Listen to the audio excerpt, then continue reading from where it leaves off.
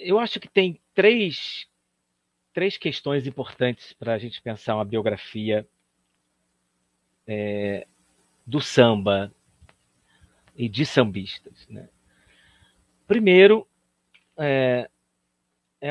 adotar uma perspectiva teórico-metodológica, uma forma teórico-metodológica, uma forma de você biografar, de você contar a história, de você recuperar e juntar um quebra-cabeça, montar um quebra-cabeça de uma história, de um personagem que tem uma trajetória, que está inserida num contexto específico, e conseguir, a partir daí, você construir uma redação, uma exposição que não seja meramente descritiva, que não seja meramente descritiva, né?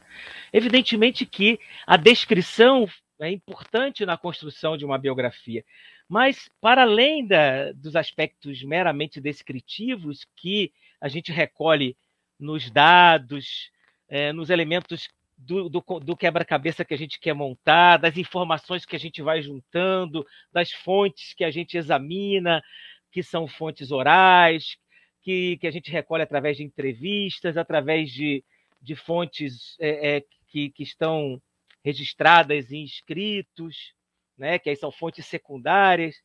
Então, essa perspectiva de como fazer, essa perspectiva teórico-metodológica, ela precisa alcançar uma coisa que não é fácil,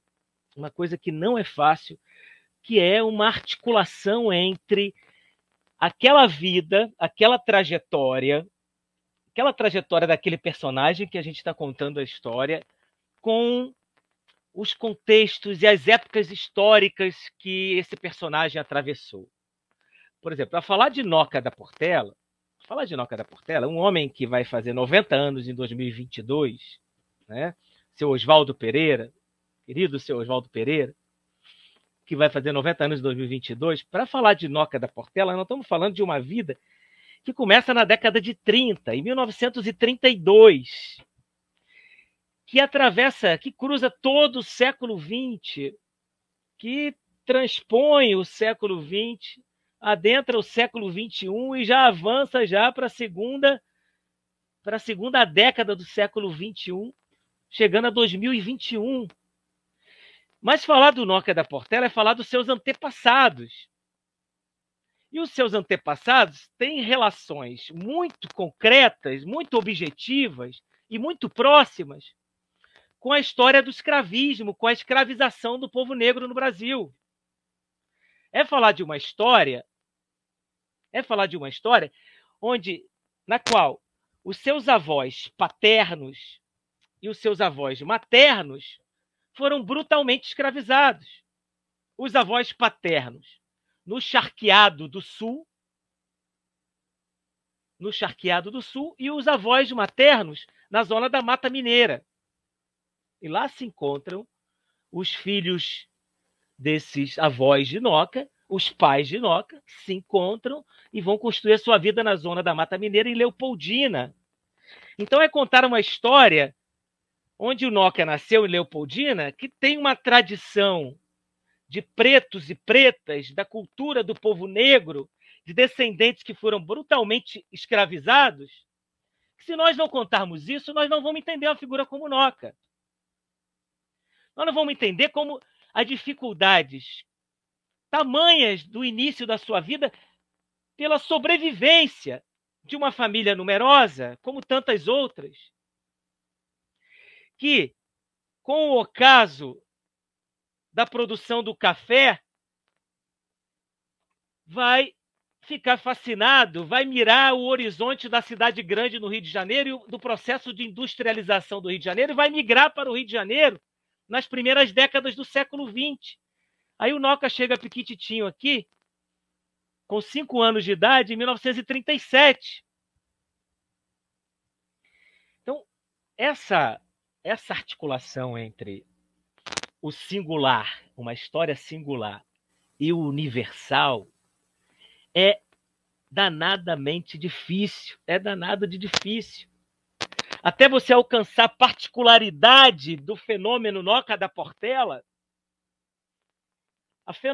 O fenômeno Noca da Portela tem uma particularidade que está entre a sua vida individual e uma universalidade, um contexto geral, um pouco disso que eu contei para vocês, que nos permite chegar a uma coisa que não está só no Noca, apesar da sua singularidade, que está no seu talento, na forma única, e aí a sua unicidade, o seu ser único, na forma única como ele respondeu aos desafios da vida.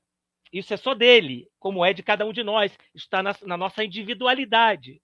Mas, para além dessa individualidade, como o Noca respondeu aos desafios da sua vida, a um contexto geral que marca a sua vida, a sua trajetória individual que está determinada por esse contexto mais geral. Para além dessa individualidade, vários Nocas da Portela passaram pelas mesmas condições.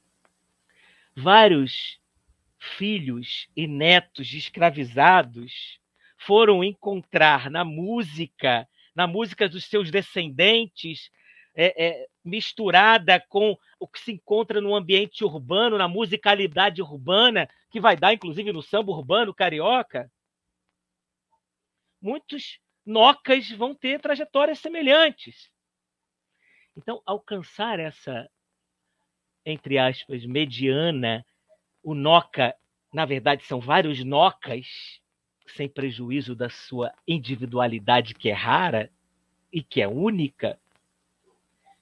Alcançar essa mediana, que eu vou chamar agora aqui, esse homem típico médio, esse homem médio, essa tipicidade que vem de tipo médio, esse tipo médio que é o Noca, que vários jovens, vários homens pretos, filhos, netos de escravizados que migraram para o Rio de Janeiro ou que já viviam no Rio de Janeiro, vão preservar aquilo que vem de mãe África, como dizia o Leitão, vão preservar aquilo que foi possível manter diante da brutalidade da escravização, que não impediu que se preservasse.